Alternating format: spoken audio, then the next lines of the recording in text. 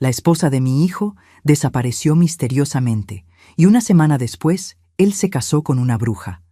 El día de la ceremonia, ella me encerró en la habitación para que no interfiriera en la boda. Solo hice una publicación en Facebook y 10 minutos después apareció una invitada especial. Me alegra tenerte aquí. Sigue mi historia hasta el final y comenta desde qué ciudad me estás viendo. Así podré ver hasta dónde ha llegado mi historia. Mi nombre es Leonor. Tengo 65 años y durante 8 años creí que conocía a mi nuera. Elena llegó a mi vida cuando mi hijo Tomás tenía 32 años. Él la trajo a cenar un viernes por la noche, y recuerdo que llevaba un suéter color mostaza y un ramo de girasoles para mí. Nadie me había traído flores en años. Elena era enfermera en el Hospital Memorial. Trabajaba turnos dobles, llegaba a casa con ojeras, pero siempre sonreía. Los domingos venía a mi casa y cocinábamos juntas. Me enseñó a hacer pan de plátano. Yo le enseñé a bordar. Tomás parecía feliz. Yo estaba feliz. Todo cambió un martes de abril. Ese día llovió durante horas. El tipo de lluvia que hace que las calles se inunden y la gente se quede en casa. Elena salió a las 6 de la mañana para su turno. Le mandé un mensaje a las 9 preguntándole si había llegado bien. No respondió. Pensé que estaba ocupada. A las 2 de la tarde, Tomás me llamó. Su voz sonaba rara, como si estuviera leyendo de un guión. Elena no llegó al hospital, dijo. Nadie la ha visto. Fui a su casa inmediatamente. Tomás estaba sentado en el sofá mirando su teléfono. No lloraba. No temblaba. Solo miraba la pantalla. Le pregunté si había llamado a la policía, a los hospitales, a sus amigas. Me dijo que sí, que ya lo había hecho todo.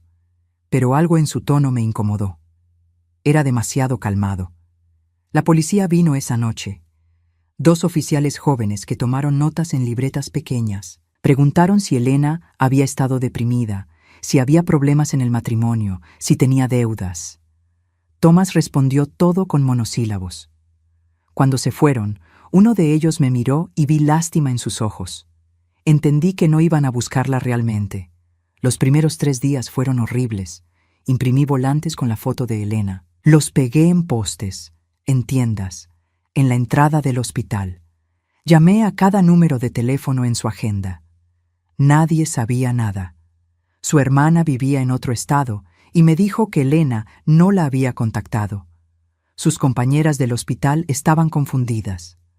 Una de ellas, una mujer mayor llamada Patricia, me dijo algo extraño. Elena había estado nerviosa las últimas semanas. Dijo que sentía que alguien la seguía. Pero cuando Patricia le preguntó más, Elena cambió de tema. Le conté esto a Tomás. Él suspiró y dijo que Elena había estado estresada, que trabajaba demasiado, que probablemente estaba imaginando cosas. Luego añadió algo que me heló la sangre. Tal vez necesitaba espacio. Tal vez se fue porque quería irse. No lo creí. Elena no era así. Pero la policía cerró el caso como abandono voluntario del hogar. Dijeron que una mujer adulta tiene derecho a desaparecer si quiere. No había signos de violencia, no había testigos, no había nada que investigar. Al 4.º día, Tomás dejó de responder mis llamadas. Al 5.º, fui a su casa sin avisar. Toqué el timbre durante 10 minutos. Sé que estaba adentro porque vi movimiento detrás de las cortinas. Finalmente abrió la puerta. Solo una rendija. Tenía el cabello despeinado y olía a cerveza. «Mamá, necesito estar solo», dijo. «Tomás, necesitamos seguir buscando. Podemos contratar a alguien, un investigador privado». Sacudió la cabeza. «No hay nada que buscar». Elena se fue. «Ya está». Cerró la puerta en mi cara. No dormí esa noche. Me quedé despierta mirando las fotos de Elena en mi teléfono. Su sonrisa en la cena de Navidad. Su risa cuando le enseñé a mi gato a dar la pata. Sus ojos cuando me llamaba mamá Leonor. Algo estaba mal. Una madre sabe cuando algo está profundamente mal. Al 7.º día, Tomás publicó algo en Facebook. Era una foto de él con una mujer que no conocía. Ella era más joven que Elena, tal vez 30 años. Cabello negro lacio, labios rojos, uñas largas pintadas del mismo color. Llevaba un vestido ajustado y estaba pegada a Thomas de una manera que me hizo sentir náuseas. La descripción decía: «Conoce a Vivian, mi futuro». Llamé a Thomas inmediatamente. Esta vez respondió. «¿Qué significa eso?», le pregunté. Mi voz temblaba. «Significa que voy a seguir adelante con mi vida». ¿Seguir adelante? Elena lleva desaparecida una semana. Elena me dejó, mamá. No va a volver. Viviane ha estado ayudándome a superarlo. ¿Ayudándote? Thomas, ¿quién es esta mujer? Trabajamos juntos. Ella entiende por lo que estoy pasando. Algo en su voz era diferente. No era dolor.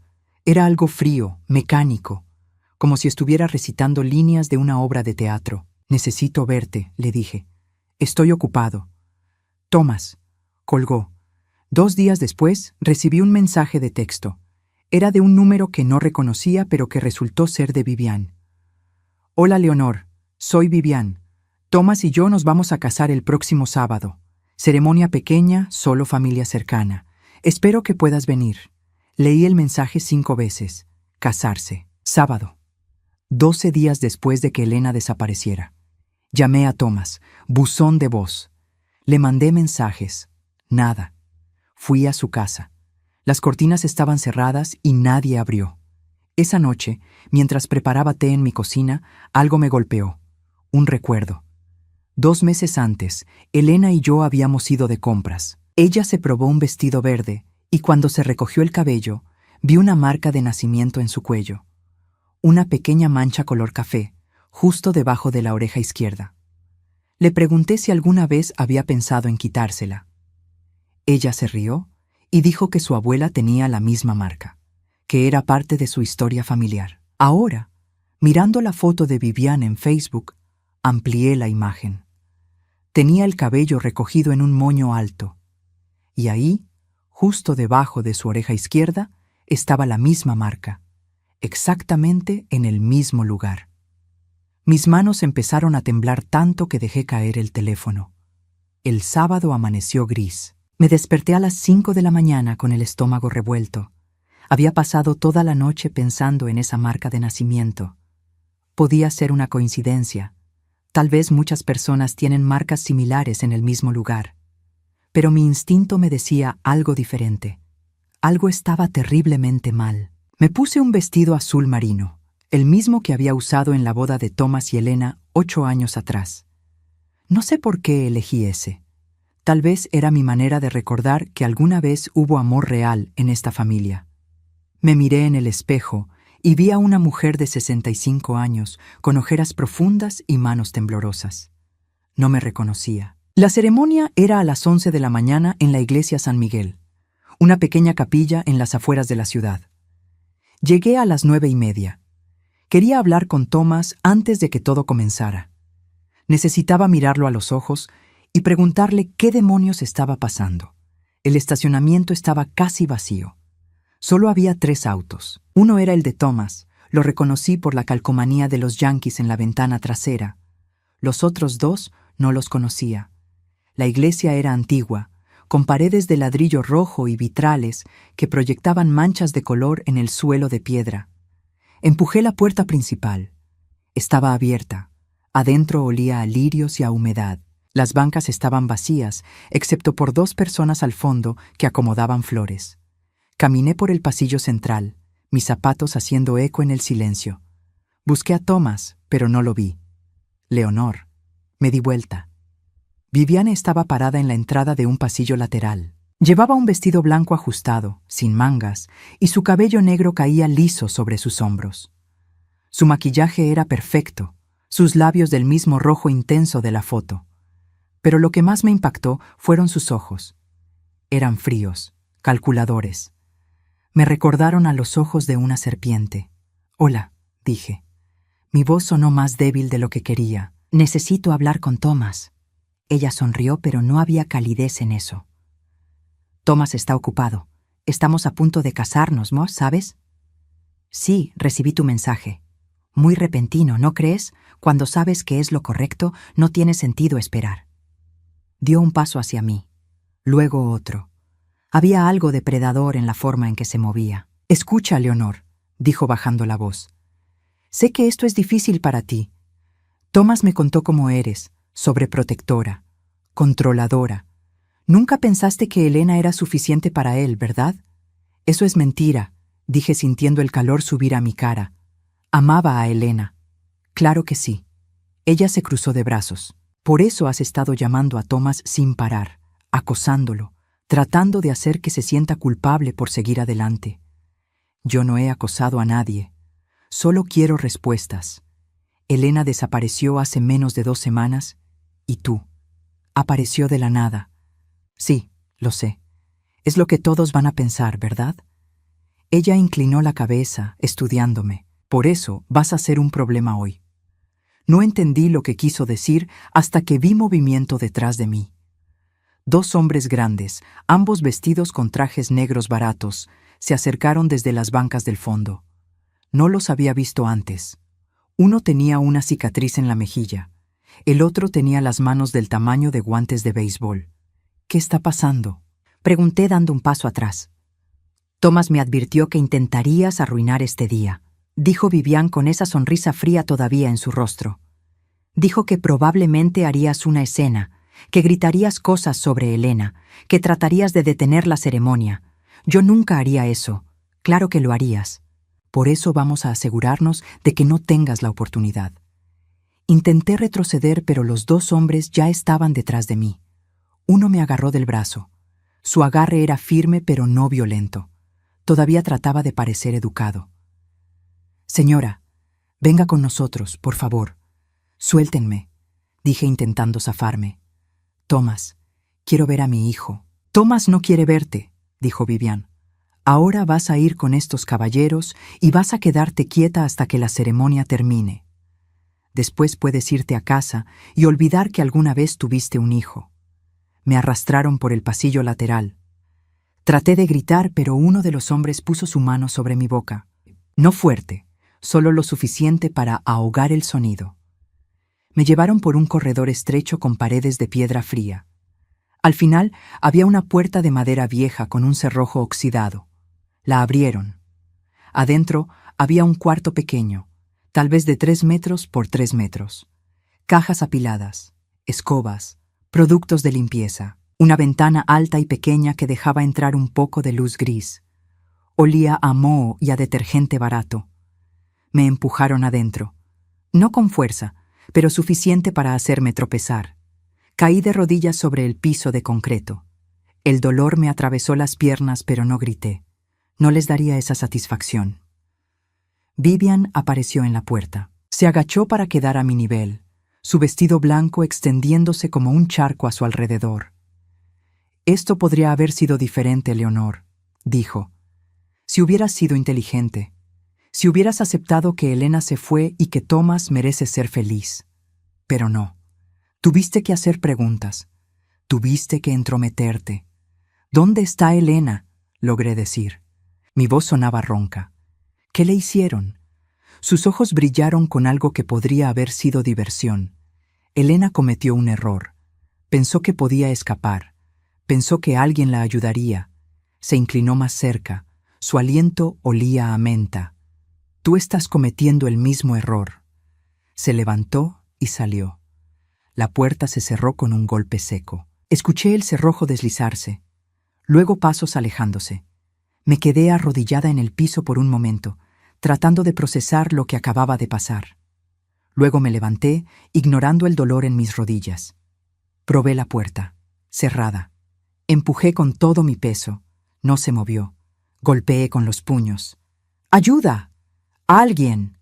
Nadie respondió. Busqué mi teléfono en mi bolso con manos temblorosas. La pantalla mostraba 20% de batería. Ninguna señal. Moví el teléfono por todo el cuarto tratando de encontrar aunque sea una barra. Nada. Entonces me acordé de la ventana. Arrastré una caja grande debajo de ella y me subí. Mis piernas protestaron, pero me obligué a subir. La ventana estaba sucia y apenas podía ver a través de ella. Daba a un callejón lateral de la iglesia. Vacío. Bajé de la caja y revisé mi teléfono otra vez. 25% ahora. Tal vez el movimiento había ayudado. Todavía no había señal, pero tenía datos móviles. Una barra débil, pero ahí estaba. Escuché música comenzar en algún lugar lejano. La ceremonia estaba empezando. Los invitados debían estar llegando. Mi hijo estaba a punto de casarse con una mujer que había amenazado a su propia madre. Y yo estaba encerrada en un cuarto de limpieza. Abrí Facebook. Mis manos temblaban tanto que me costó escribir. Borré 3 veces antes de lograr algo coherente. Luego, mientras mis dedos se posaban sobre el botón de publicar, escuché algo. Pasos, del otro lado de la puerta. Se detuvieron. Era la voz de Vivian. Hablaba con alguien, pero no podía escuchar bien. Luego, clara como el cristal, la escuché decir: Elena cometió un error. Tú estás cometiendo el mismo. Y en ese momento supe que lo que fuera que le hubiera pasado a Elena estaba a punto de pasarme a mí. Presioné publicar. Mi publicación decía: estoy encerrada en el depósito de la iglesia San Miguel. Mi hijo se casa hoy con una mujer que apareció días después de que mi nuera desapareciera. Si alguien conoce a Elena Cardoso, enfermera del Hospital Memorial, por favor ayúdenme. Algo está muy mal aquí. Adjunté una foto que había tomado rápidamente del interior del cuarto. Las cajas apiladas, la ventana sucia, cualquier cosa que pudiera probar que no estaba mintiendo. Luego presioné compartir y me quedé mirando la pantalla. 19% de batería. Los primeros 2 minutos no pasó nada. Solo el silencio del cuarto y el sonido distante de la música de órgano filtrándose a través de las paredes. Me senté en el piso frío con la espalda contra la puerta, abrazando mi teléfono como si fuera un salvavidas. Entonces empezaron a llegar las notificaciones. Primero 1, luego 3. Luego tantas que mi teléfono empezó a vibrar sin parar. Comentarios, compartidos, mensajes privados. La publicación se estaba extendiendo más rápido de lo que jamás imaginé. Nancy Whitmore escribió: Leonor, ¿estás bien? ¿Llamamos a la policía? Robert Chen comentó: conozco esa iglesia, voy para allá ahora mismo. Alguien llamado Jennifer Davis compartió mi publicación con un grupo de madres del vecindario. Luego, ese grupo la compartió en otro. Y otro. Era como ver un incendio extenderse. Pero había un comentario que hizo que mi corazón se detuviera. Era de una mujer cuya foto de perfil mostraba a alguien con cabello oscuro y rizado. Su nombre era Marta Cardoso. ¿Elena Cardoso? ¿La enfermera? Dios mío, esa es mi hermana. Ha estado escondida en mi casa durante una semana. Leonor, ¿dónde estás exactamente? Mis manos temblaron tanto que casi dejo caer el teléfono. Elena estaba viva. Elena estaba viva y escondida. Le respondí inmediatamente con la dirección exacta de la iglesia y la descripción del cuarto donde estaba encerrada. 16% de batería. Afuera, la música cambió.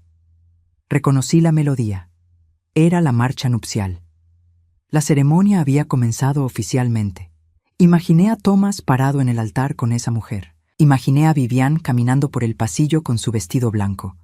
Imaginé a los pocos invitados aplaudiendo sin saber la verdad. Mi teléfono vibró con un mensaje privado de Marta. Voy para allá. Elena viene conmigo. Aguanta, Leonor.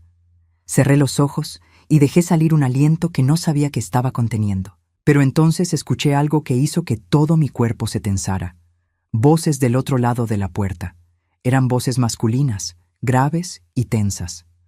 La señora Vivian dijo que no la dejáramos salir bajo ninguna circunstancia, dijo uno. Sí, pero la gente está empezando a llegar y a hacer preguntas, respondió el otro. Vi a alguien revisando el estacionamiento. Presioné mi oído contra la puerta de madera, tratando de escuchar cada palabra. Mi respiración era tan fuerte que temía que me escucharan. ¿Qué tipo de preguntas? Preguntó el primero. Sobre una publicación en Facebook, algo sobre una mujer encerrada. Hubo un largo silencio. Luego pasos alejándose rápidamente. Uno de ellos acababa de irse, probablemente a decirle a Vivian. El otro se quedó. Podía escuchar su respiración pesada del otro lado de la puerta. Mi teléfono vibró otra vez. 13%. Era otro mensaje de Marta. Estamos a 5 minutos. La policía viene con nosotros. Elena quiere entrar primero. Dice que tiene algo que decirle a Thomas. Escribí de vuelta con dedos temblorosos. Díganle que tenga cuidado. Vivian es peligrosa. Hay 2 hombres haciendo guardia. Los siguientes minutos fueron los más largos de mi vida. Cada segundo se sentía como una hora. Revisaba mi teléfono obsesivamente. 10%, 9%. Las notificaciones seguían llegando, pero ya no las leía. Solo esperaba. Esperaba escuchar algo, cualquier cosa que me dijera que la ayuda había llegado. Entonces lo escuché. Sirenas.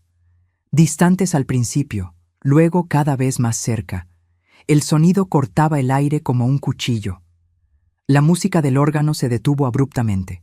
Escuché gritos ahogados, pasos corriendo por los pasillos de la iglesia. El guardia del otro lado de mi puerta maldijo en voz baja.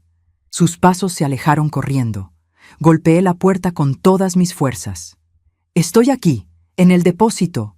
Más gritos, más pasos, y luego una voz que no había escuchado en casi 2 semanas. «¿Leonor? ¿Estás ahí?» Era Elena. Mi garganta se cerró. No podía hablar. Solo golpeé la puerta otra vez, más fuerte esta vez. Escuché movimiento del otro lado, el sonido de metal contra metal. Alguien estaba forzando el cerrojo. «Espera, vamos a sacarte», gritó otra voz. Masculina, probablemente un oficial. Hubo un golpe fuerte, luego otro. El cerrojo oxidado protestaba, pero no cedía. Me alejé de la puerta, dándoles espacio.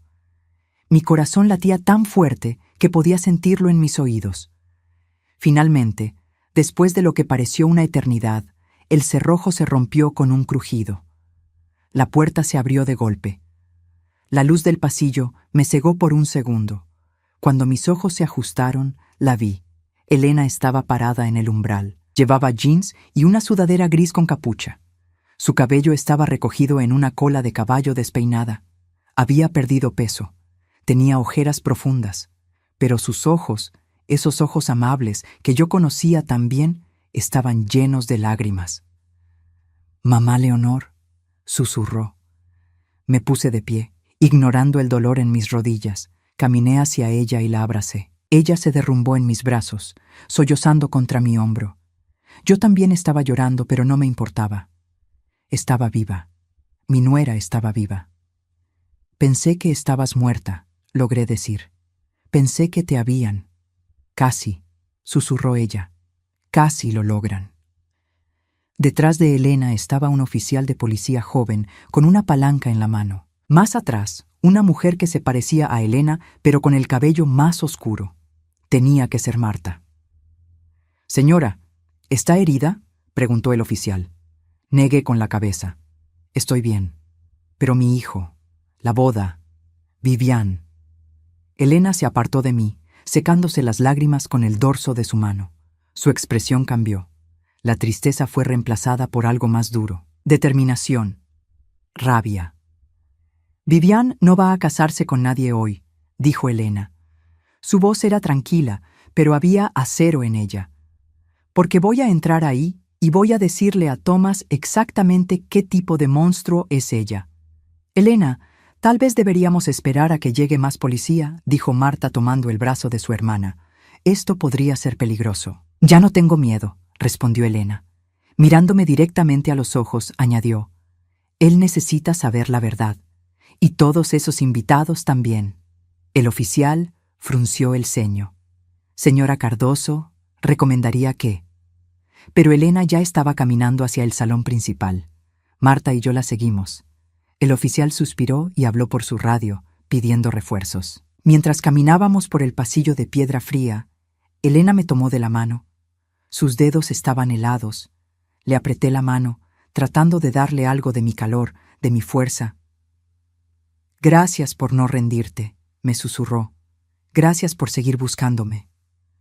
No podía hablar, solo asentí. Llegamos a las puertas dobles que daban al salón principal. A través del vidrio esmerilado podía ver sombras moviéndose. La ceremonia todavía estaba en progreso, o tal vez se había detenido por las sirenas. No estaba segura. Elena soltó mi mano. Puso ambas manos en las puertas. Respiró profundo. Luego las empujó abiertas de par en par. El silencio que siguió fue absoluto. Todas las cabezas se volvieron. Thomas estaba parado en el altar junto al sacerdote, su rostro pálido como el papel. Vivian estaba a su lado, su vestido blanco brillando bajo las luces de la iglesia. Su boca se abrió en shock. Y Elena, mi nuera que todos pensaban que había abandonado a su esposo, caminó por ese pasillo como una reina reclamando su trono. «Hola, Thomas», dijo. Su voz resonó en todo el salón. «Lamento llegar tarde a tu boda, pero creo que hay algunas cosas que necesitas saber sobre tu novia». Thomas se quedó completamente inmóvil. Su boca se abrió, pero no salió ningún sonido. Era como ver a alguien que acaba de ver un fantasma. Supongo que, en cierto modo, eso era exactamente lo que estaba pasando. Elena caminó por el pasillo con pasos medidos. No corría, no vacilaba. Cada paso era deliberado. Los invitados, tal vez 20 personas en total, estaban congelados en sus asientos. Algunos tenían los teléfonos levantados, grabando. Nadie se atrevía a moverse. Vivian recuperó la compostura primero. Su shock inicial se transformó en algo diferente. Rabia. Sus manos se cerraron en puños a los costados. «¿Qué estás haciendo aquí?», siseó.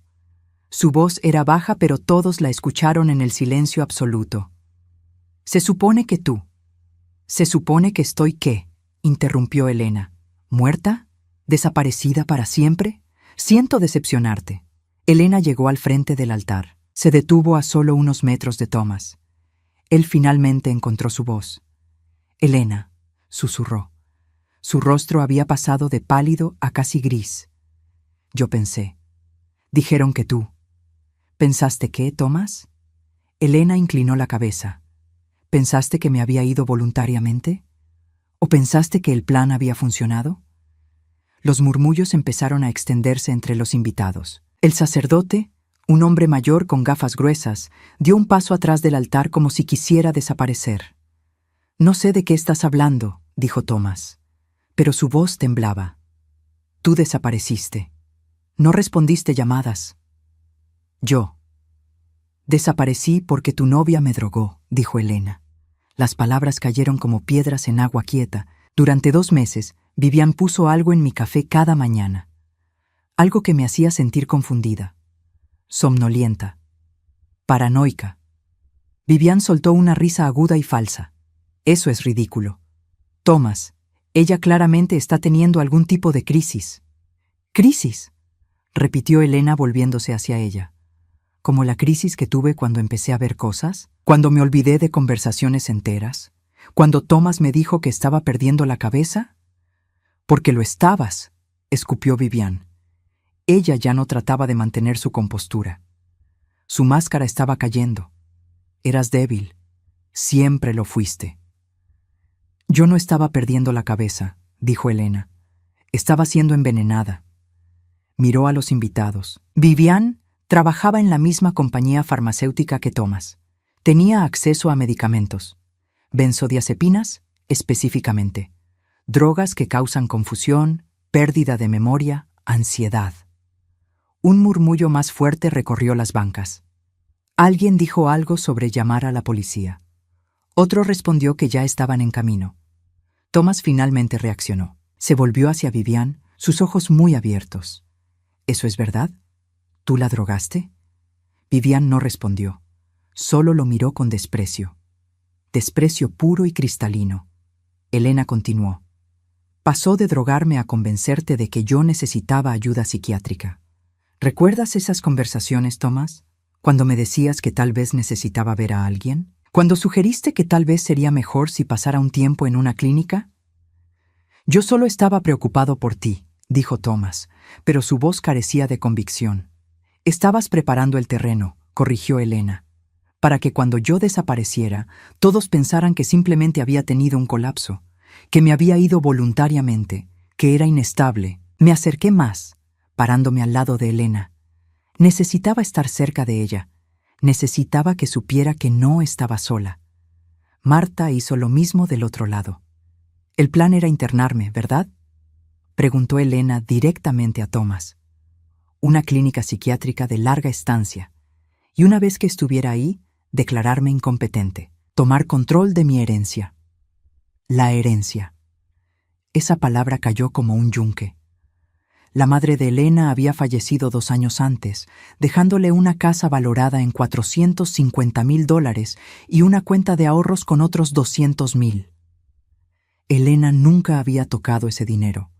Decía que quería guardarlo para cuando tuvieran hijos. Thomas negó con la cabeza, pero el movimiento era débil. Eso no es lo que pasó. Entonces dime qué pasó, retó Elena. Dime por qué Vivian tenía una llave de nuestra casa. Dime por qué la vi en nuestra sala una noche, cuando se suponía que estabas trabajando tarde. Dime por qué encontré papeles de transferencia de propiedad escondidos en tu estudio. Cada pregunta era como un golpe. Thomas retrocedió físicamente con cada una. Yo no sabía sobre las drogas, dijo finalmente. Su voz era apenas un susurro. Vivian dijo que solo estaba ayudando, que tú estabas enferma. ¿Y le creíste?, preguntó Elena. Su voz se quebró por primera vez. ¿Le creíste a ella sobre mí? ¿A tu esposa de 8 años? Thomas no respondió. Eso fue respuesta suficiente. Vivian de repente se movió. Intentó caminar hacia la salida lateral, pero 2 de los invitados, 2 hombres grandes en trajes, se pararon y le bloquearon el paso. Ella se dio vuelta, buscando otra salida. «No vas a ir a ninguna parte», dijo una voz desde la entrada principal. Era el oficial que había abierto mi puerta. Ahora había 3 más con él. Entraron al salón con pasos firmes. Uno de ellos llevaba esposas. «Vivian Harris», dijo el oficial. «Está bajo arresto por intento de secuestro, agresión y conspiración para cometer fraude. Tiene derecho a permanecer en silencio». Mientras le leían sus derechos, Vivian finalmente explotó. Gritó. Maldijo. Intentó zafarse cuando le pusieron las esposas. 2 oficiales tuvieron que sujetarla. Todo su barniz de sofisticación se había evaporado. Lo que quedaba era algo feo y desesperado. Esto fue idea de Thomas. Gritó mientras la arrastraban. Él quería el dinero. Yo solo lo estaba ayudando. Thomas se hundió en una de las sillas del altar. Su traje de novio se veía ridículo ahora. Toda la escena era grotesca. Un altar decorado con flores blancas. Un pastel de bodas de 3 niveles esperando en una mesa lateral. Y en el centro, un novio que había conspirado para destruir a su propia esposa. Otro oficial se acercó a Thomas. «Señor Holloway, necesitamos que venga con nosotros para hacer una declaración». Thomas levantó la vista. Sus ojos encontraron los míos. Vi algo ahí. No era arrepentimiento, era autocompasión. Estaba sintiendo lástima por sí mismo. Incluso ahora, incluso después de todo esto, no podía ver lo que había hecho mal. «Mamá», empezó a decir. «No», lo corté. Mi voz era firme. Más firme de lo que había estado en semanas. «Ya no soy tu madre. Un hijo mío no haría esto». Él parpadeó, sorprendido. Pero yo no. Yo lo hice por nosotros, por nuestro futuro. «¿Qué futuro?», escupí. ¿El futuro donde tu esposa estaba encerrada en una institución? ¿El futuro donde le robabas su herencia? ¿Ese futuro? Thomas abrió la boca, pero no salió nada. El oficial le puso una mano en el hombro. «Señor, ahora». Lo vi levantarse. Lo vi caminar por el pasillo, esposado como Vivian. Algunos de los invitados estaban llorando. Otros seguían grabando con sus teléfonos. El sacerdote se había ido en algún momento sin que nadie se diera cuenta. Elena se volvió hacia mí. Sus ojos estaban rojos, pero ya no lloraba. «Gracias», dijo, «por la publicación, por no dejar de buscar, por creer que algo estaba mal cuando nadie más lo hizo». La abracé otra vez. «Eres mi hija», le susurré. «Siempre lo has sido. Y siempre voy a protegerte». Marta se unió al abrazo. Los 3 nos quedamos ahí, en medio de ese altar vacío, rodeadas de flores que ya no significaban nada. Afuera, las sirenas seguían sonando. Adentro, finalmente había silencio. Pero el silencio no era paz. Todavía no. Porque aunque había encontrado a Elena, aunque la verdad había salido a la luz, yo sabía que esto estaba lejos de terminar. Había preguntas que necesitaban respuestas. Había consecuencias que enfrentar. Y había una relación madre-hijo que había muerto hoy en este altar. Miré las bancas vacías, las flores blancas, el pastel intacto. Todo había sido una mentira. Y yo había estado a punto de perderlo todo por esa mentira. Los días siguientes fueron un torbellino. Elena tuvo que dar declaraciones a la policía. Yo también.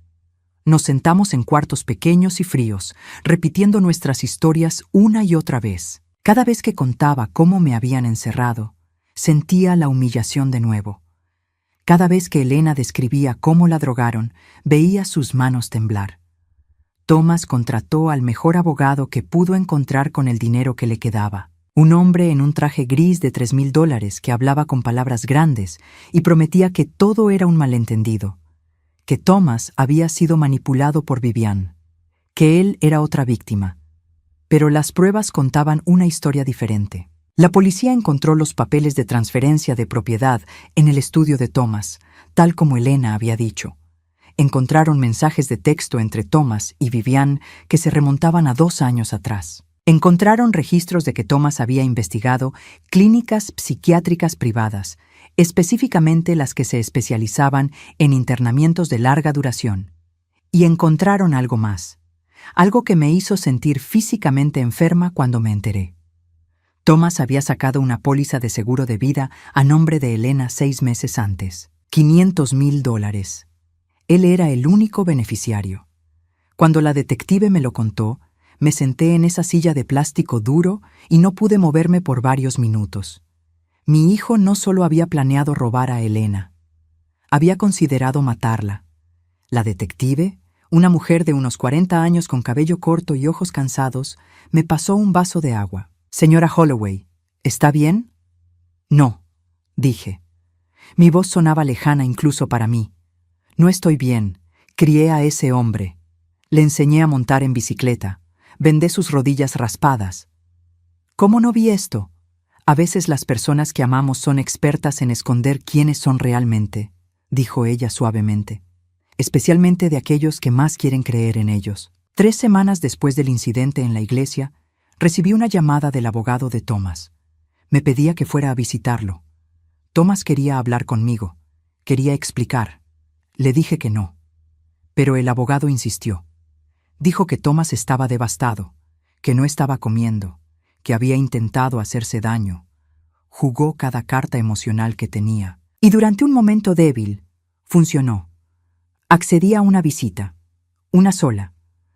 La cárcel del condado olía a desinfectante y a desesperación. Me hicieron pasar por detectores de metal. Revisaron mi bolso. Me llevaron a una sala con mesas de metal atornilladas al suelo y sillas que chirriaban contra el linóleo manchado.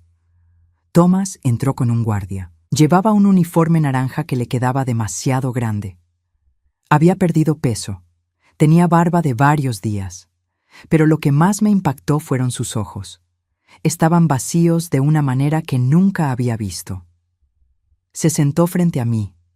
El guardia se paró cerca, pero nos dio algo de privacidad. Por un largo momento, ninguno de los dos habló. «Mamá», dijo finalmente. Su voz se quebró. «Lo siento mucho». No respondí. Solo lo miré. Quería ver si había algo real detrás de esas palabras. Algo genuino. Yo no quería que las cosas llegaran tan lejos, continuó. Viviane dijo que solo íbamos a asustar a Elena un poco, hacerla firmar los papeles. Luego nos divorciaríamos y cada quien seguiría su camino. ¿Asustarla?, repetí. La palabra me supo amarga.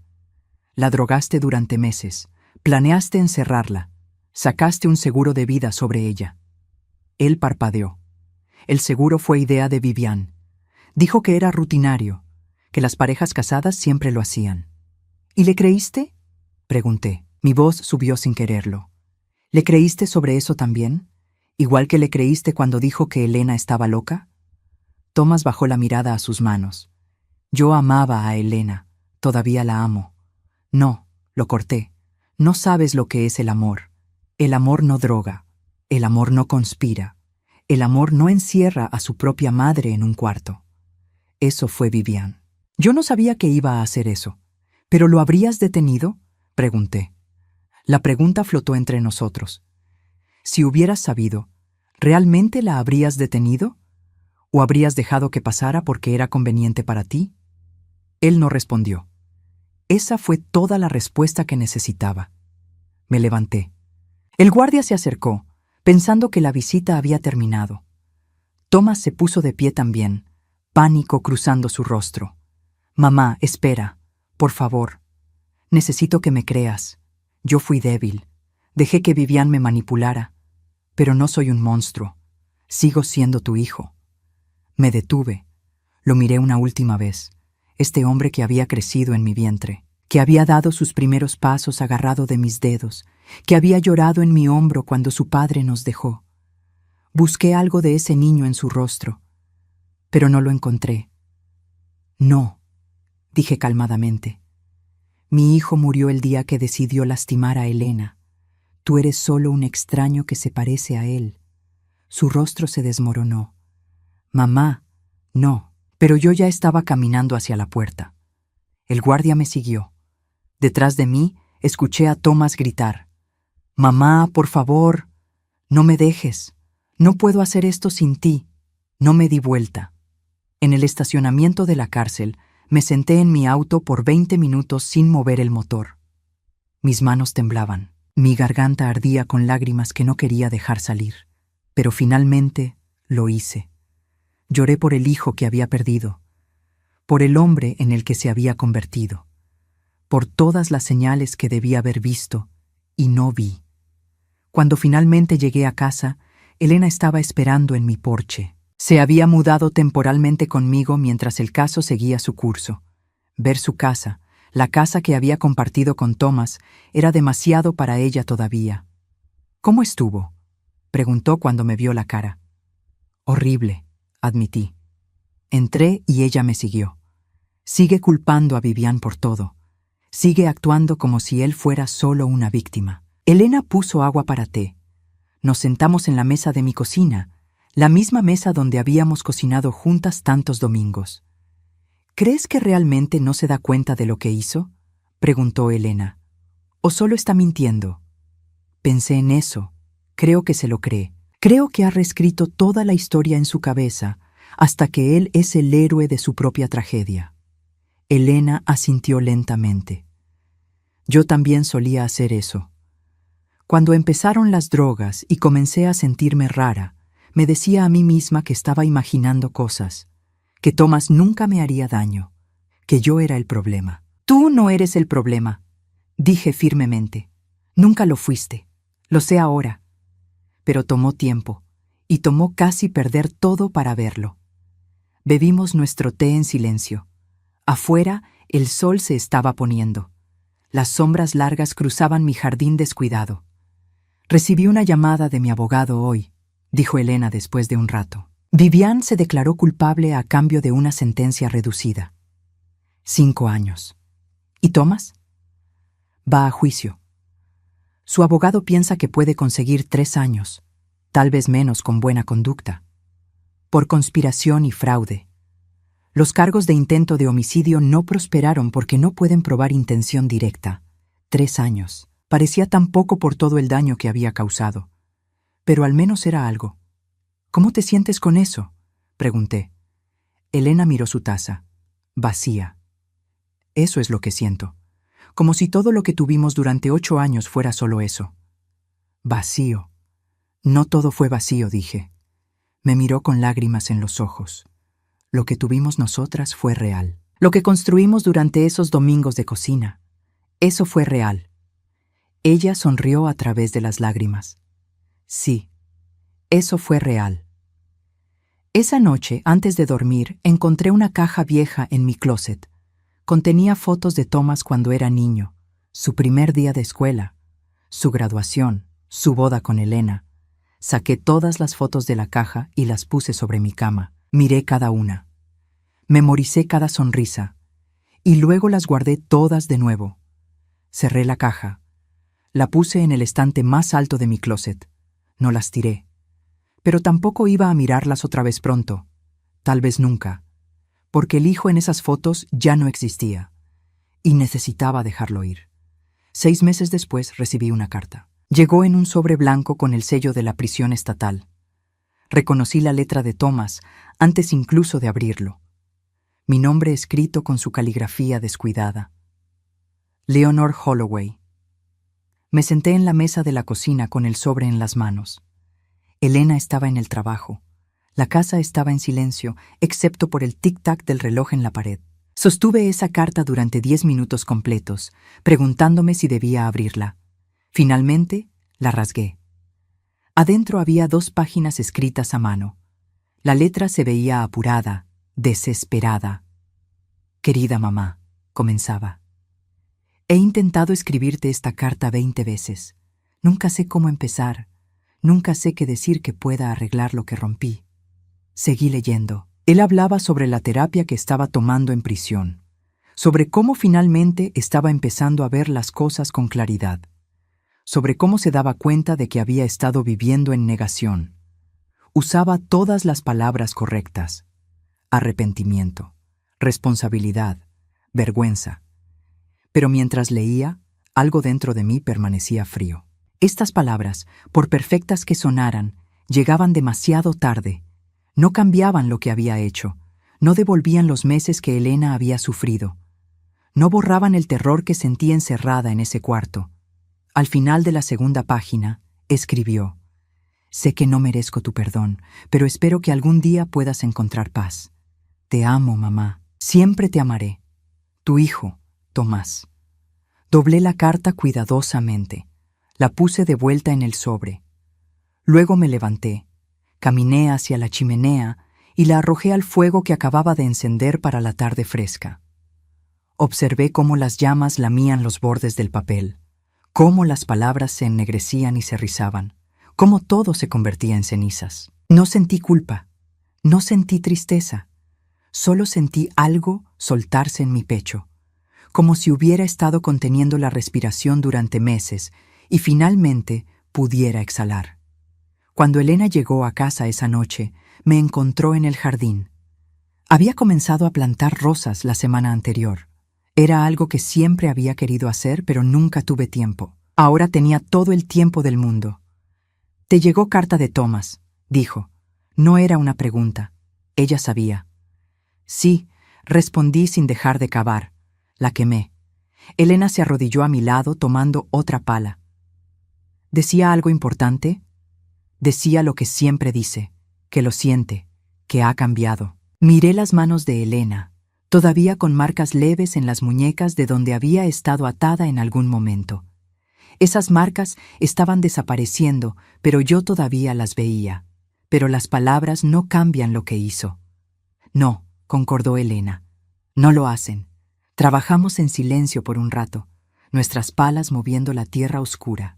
El sol de la tarde caía sobre nosotras, tibio y reconfortante.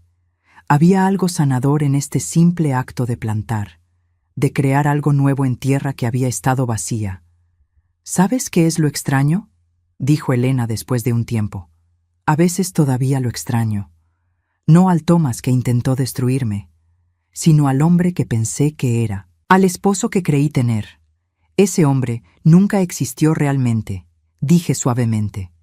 «O tal vez existió una vez, pero se perdió en algún lugar del camino. De cualquier forma, se fue. Lo sé. Es solo que a veces el duelo aparece en momentos raros, como cuando huelo su colonia en alguien en el supermercado, o cuando escucho su canción favorita. Está bien estar triste por lo que perdiste», le dije, «incluso si lo que perdiste era una ilusión». Elena asintió. Plantamos 3 rosales más, uno blanco, uno amarillo, uno rojo profundo. Cuando terminamos, nos sentamos en el pasto, nuestras manos sucias, nuestras espaldas adoloridas de una manera satisfactoria. «He estado pensando en algo», dijo Elena. «Quiero volver a mi apellido de soltera. Cardoso. Ya no quiero llevar su nombre. Creo que es una buena idea.